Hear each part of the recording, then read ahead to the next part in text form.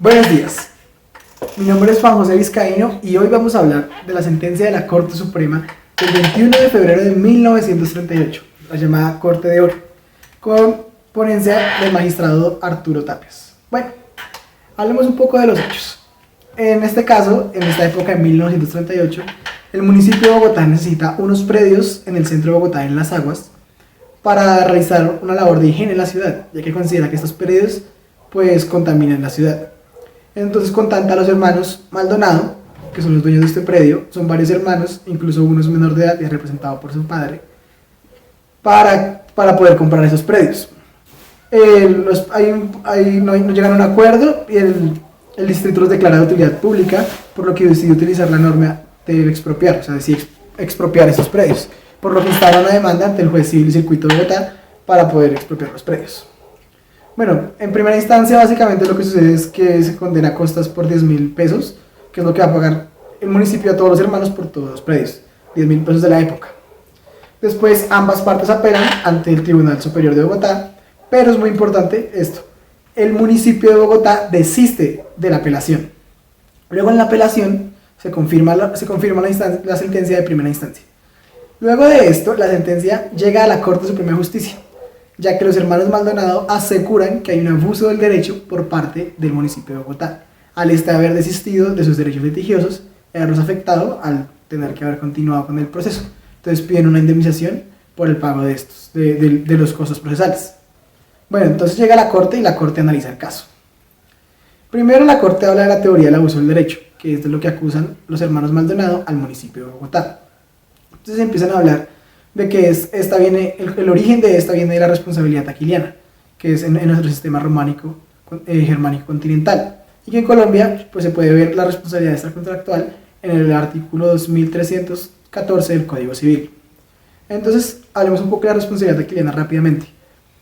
Esta es la responsabilidad extracontractual, también conocida, y esta pues tiene esta puede ser desde el dolo, o sea, desde un dolo intencional de dañar, hasta pues una culpa leve, que fue hasta una culpa. Los romanos, ¿cómo limitaban esto? Lo limitaban con la teoría del hombre diligente. ¿Cómo hubiera actuado un hombre diligente en esa acción, en esa situación? ¿Qué hubiera hecho un hombre diligente? Entonces, así es como los romanos pueden lograr determinar si en ese tipo de actuares hay una responsabilidad. El hombre diligente, hay que tener en cuenta que para los romanos no era algo estricto, sino ellos establecen muy bien que el hombre diligente es como el hombre medio de la época, entonces puede variar según la sociedad y el tiempo donde se encuentre. Entonces la Corte cita mucho a Joseph Gahn para hablar de lo que hablan los romanos y para hablar de la teoría del abuso del derecho pues moderno. Entonces ya hablando de esto, de que podemos ver que los derechos, pues la Corte habla que son para la sociedad, a la cual sirven, más que para el individuo, o sea un derecho es más para la sociedad que para el individuo. Entonces, para los romanos, el abuso del derecho en sí existía cuando el que ejercita su derecho con prudencia y atención no es responsable del daño que pueda causar a otro. ¿Qué quiere decir esto? Que solo existía el abuso del derecho cuando había dolo, cuando había intención de utilizar un derecho propio para dañar a un tercero. O sea, un poco ya distinto de lo que vemos de la responsabilidad aquiliana. Entonces, Joseph Gahn habla de esto, pero habla de que eso es para los romanos, solo cuando ha sido con daño. Y existía también un abuso del derecho con la falta de prudencia de un hombre atento y diligente. O sea que también puede llegar a ser con culpa, pero era que el hombre diligente había actuado con una negligencia pues absoluta para un hombre medio. Mientras que Joseph Gahn habla de que en el derecho moderno, y lo miramos en el derecho comparado, pues se cita la legislación suiza y la legislación alemana, que son legislaciones modernas para la época, para la corte, que el derecho es todo acto que por sus móviles y por sus fines es opuesto a la destinación, a la función y a la función del derecho en específico. O sea, es muy importante que ya es que por el acto que se hace y el fin que se hace es distinto a lo que se buscaba del derecho. O sea, ya no es solo porque hubo intención de dañar, sino también se puede castigar el abuso del derecho por ser culposo. O sea, hay un cambio del factor intencional, de que los romanos decían el abuso del derecho existe cuando hay una intención de dañar utilizando mi derecho propio, a un factor funcional, o sea, el resultado, algo más resultadista, de función. ¿Qué pasó con la actitud que yo hice, la actividad que yo hice y cómo afecta a terceros? Ya es una diferencia. Entonces habla la Corte de que cada derecho tiene su espíritu, su finalidad, su objetivo. O sea, quienes quieran desviarlo de estos y de su misión social, comprenden abuso del derecho. Si un derecho está establecido para salvaguardar la propiedad privada, es la propiedad privada mía, pero tiene ciertos límites. Si yo cavo en una propiedad mía bastante para secar un acuífero, para que mi vecino se quede sin agua, la finca vecina, eso es un abuso del derecho, porque esa no es la finalidad de la norma de mi propiedad privada. Entonces podemos ver que la ciencia señala unos criterios jurídicos, unos criterios auxiliares para ayudar al juzgador. ¿Y cuáles son estos criterios en el abuso del derecho? El técnico, que es la falta de ejecución o ejercicio del derecho, o sea, de una correcta ejecución o ejercicio del derecho, que es como el ejemplo que acabo de comentar de la persona que decide cavar en su finca, en su predio, para secar un acuífero, un acuífero y que el vecino se quede sin agua. El económico es la ausencia de un interés legítimo. Este puede ser el ejemplo clásico de cuando, por ejemplo, un acreedor va a embargar al deudor y lo embarga por mucho más de los derechos que él tiene. Y eso lo hace puede ser pues con intención de querer asegurar su deuda, ahí sería solo con culpa o con un dolo inequívoco de quebrarlo, o sea, de verlo en bancarrota. Y el funcional es la desviación del derecho y su función social, que es cuando el derecho está hecho para proteger una cosa y las personas lo utilizan para otra cosa totalmente diferente.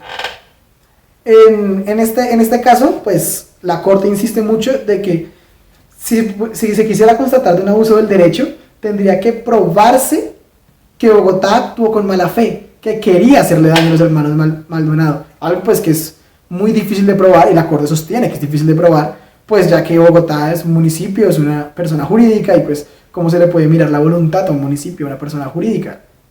Entonces para el tribunal es imposible que haya una culpa porque no puede haber una responsabilidad, o sea, no puede haber culpa por lo anteriormente mencionado de la personería jurídica, o sea, declara imprecedente de reparación. ¿Y qué pasa en este caso? Lo que pasa es que Bogotá desiste de los derechos litigiosos y hablan de que el interés de la sociedad es cambiante y el interés del municipio. Entonces Bogotá en cualquier momento puede decidir, inclusive no expropiar el terreno.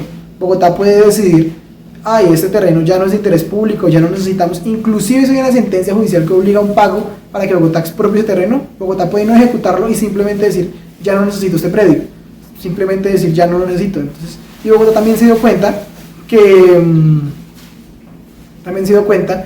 de que las pruebas que han sido tenidas en cuenta en la primera instancia, se ha utilizado el perito más bajo, que era el de 10.000 pesos. Los otros eran como 20.000 pesos, de 32.000 pesos. Entonces ya no podían, la sentencia no puede ser más favorable hacia ellos. Entonces, ¿para qué seguir con el proceso? E incluso el Consejo de Bogotá, el Consejo Municipal, ordenó al personero que si subía de 10.000 pesos la indemnización, no ejecutara la expropiación, porque ellos ya habían presupuestado de 10.000 pesos y eso podría afectar las arcas públicas. Y aquí habla de que Bogotá está protegiendo el interés público, el interés fiscal de toda la comunidad. Ese interés público prima sobre el interés individual de los hermanos Maldonado. Aquí vemos como los hermanos Maldonado quieren utilizar su derecho privado, pero vemos que el interés público, el interés general, prima sobre el interés particular. Por lo que la Corte desiste las pretensiones de los hermanos Maldonado, decide decir no casar la sentencia, decir que no va a haber perjuicios, y modifica un poco como no el fallo de la primera y segunda instancia, sino como el trasfondo para decir por qué se falló así, porque estuvo bien fallado, pero como arreglando un poco el fallo. Y esto establece un hito diciendo que el interés, primero cómo funciona el abuso del derecho en Colombia y cómo el interés público prima sobre el interés general.